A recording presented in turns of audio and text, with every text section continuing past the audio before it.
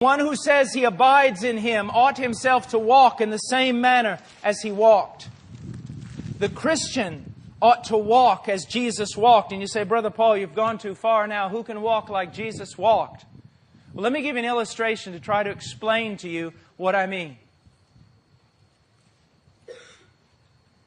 When I was a little boy, my father was a very big man, very smart man.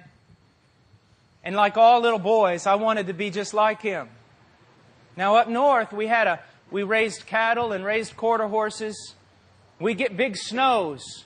And my dad would come into my room at 5 in the morning, even when I was a little boy, and say, Paul boy, get up. No rest for the wicked. And when he said get up, you got up. And we would walk out there in the snow. And the one thing I can always remember doing is my father would take these big strides and leave these footprints in the snow. Now, I wanted to walk like my dad walked. And so I would try to stretch my legs out and put my foot in his footprint.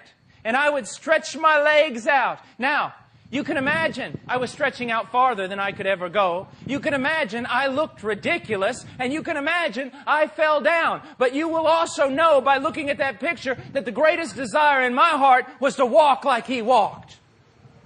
You could tell, looking at that little boy, he wanted to be like his dad, even though sometimes he didn't look anything like him. Let me ask you, what's the greatest desire in your heart?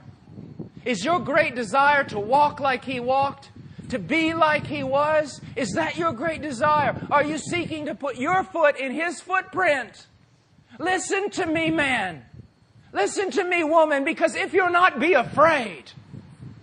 A reporter came up to me one time and he said, why are you telling people to be afraid all the time? And I said, because they ought to be afraid.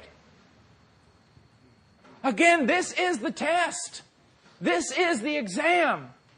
If I were to look at your life, if I were to film the whole thing, would I see, since the supposed day of your conversion, this desire to walk like Him? Or do you desire to walk like everybody else? Do you desire to walk like the world and act like the world and talk like the world and fellowship with the world? Do you identify with the world?